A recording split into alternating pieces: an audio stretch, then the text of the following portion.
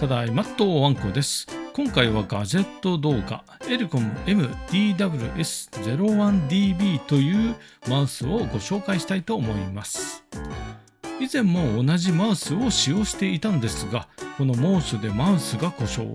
別のマウスを購入しようと考えたんですが、値段が高かったのでどうしようかなと考えたところ、今のマウスを見たら値段も昔に比べて手頃になったので、今回も同じマウスを購入しました。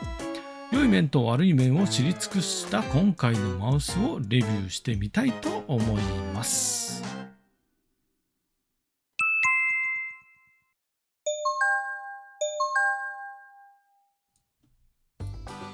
2019年当初、このマウスは5400円ぐらいしたのですが、今では値が下がり4500円ほど、約1000円近くの値下がりしていました。マウスとしては少し高めですが、毎日使うものなのでちょっと無理して購入しました。箱を見てみますと名前がないんですよね。タイトルというかアルティメットブルーって書いてますけど、これセンサーの名前なんじゃないかなと後で説明書をよく見たら、サイドホイール搭載ワイヤレスアルティメットブルーマウスという名前がありました。名前長くね。箱を開けてみると本体、そして各部の名称と特徴が書かれています。Excel や動画編集ソフトの作業効率アップって書いてあります。まあそんな脳書きはともかく、早速開封してみましょう。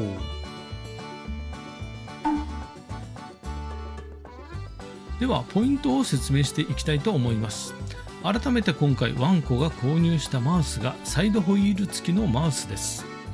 Bluetooth 版はないので 2.4GHz での無線マウスとなります。サイドホイール搭載で6ボタン、オボロン社製の耐久スイッチ、そして最新光学センサーアルティメットブルー搭載、ボタン機能の割り当てやマクロができる専用ドライバー、また高速スクロール機能やハードウェアマクロなどが主な特徴です。そして対応 OS は Windows は7から10と書いてますが、 Windows 11も使用できています。ただし Windows RT には専用ドライバーやエレコムのマウスアシスタントには対応していないようです。また MacOS に対してもマクロ設定や専用ドライバーは対応しておらず、エレコムマウスアシスタントを利用する感じとなっています。中身を取り出してみると、中には本体とレシーバー、説明書、単4電池が2本入っていました。電池が入っていてすぐに使えるところがいいですよね。後で紹介しますが、ソフトはエレコムのサイトから専用ソフトをダウンロードして使う感じです。使い勝手がなかなか良さそうですね。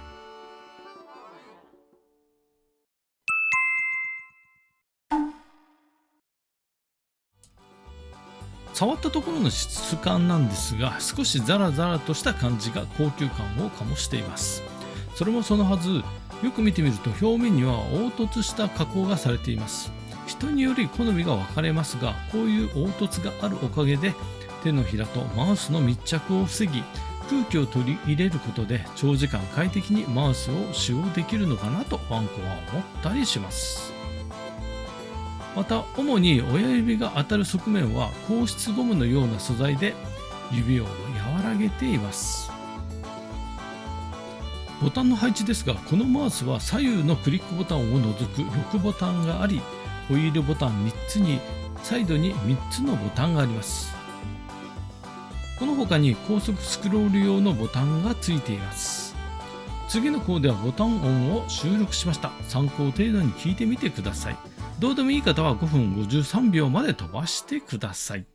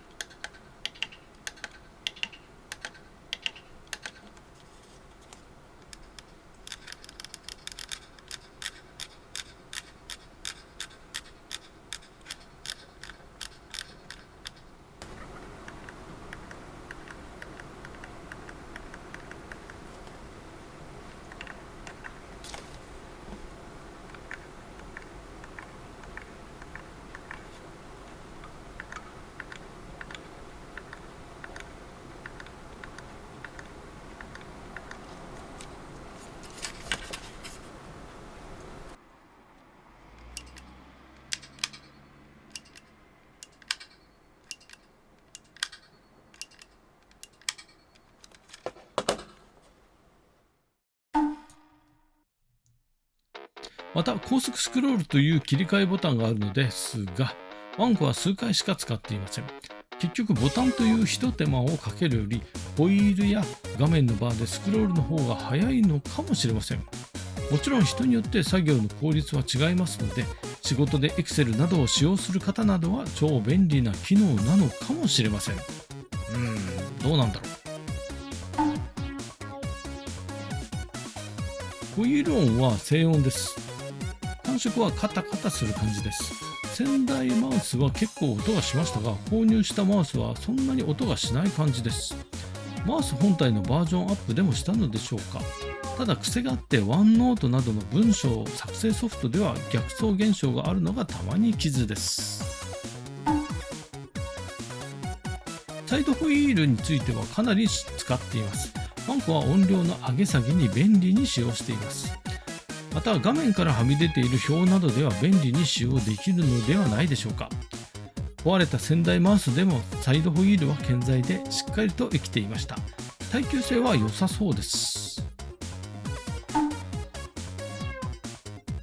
マウスの裏面ですが、ひっくり返してみますと、まずは光学センサーが青く光っています。エレコムでのセンサー類の中で一番良いセンサーを搭載しています。その下にはポインター、速度変更スイッチ、電源スイッチ、そしてレシーバー収納部、こんな感じでコンパクトにまとめられるのがなんかいいですよね。そして電池の蓋を開けると単4電池2本で稼働します。もちろんアルカリ電池や充電式乾電池も使用可能です。非常にコンパクトかつ機能性のあるマウスですよね。これなら出張でも全然使えそうですね。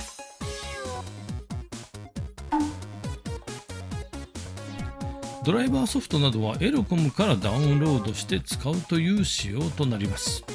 気をつけなければいけないのは、 Mac の場合はドライバーがデュアルシリーズマウス専用ではなく、エレコムマウスアシスタントになる点です。ワンコは Windows オンリーなので、デュアルシリーズマウス専用をダウンロードしました。走りますが、ファイルを解凍すると専用のソフトが出てきます。このドライバーソフトでマウスに好きなキーを割り当てて登録していきます。ワンコはホイールクリックには保存を割り当てました。またチルトボタンは言語の切り替えやカタカナ変換、サイドホイールは音量の上げ下げ、サイドにコピーとペースト、そしてプロファイル切り替えボタンを登録しました。 Excel や動画編集に合わせてプロファイルを切り替えれば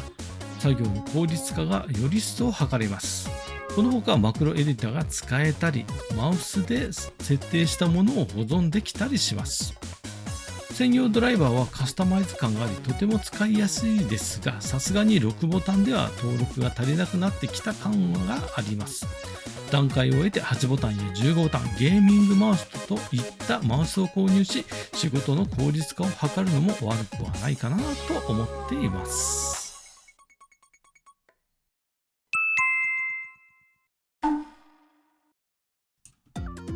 さて、全く同じ機種のマウスを再び購入したワンコですが、冒頭でもご紹介した通り、約3年で故障しました。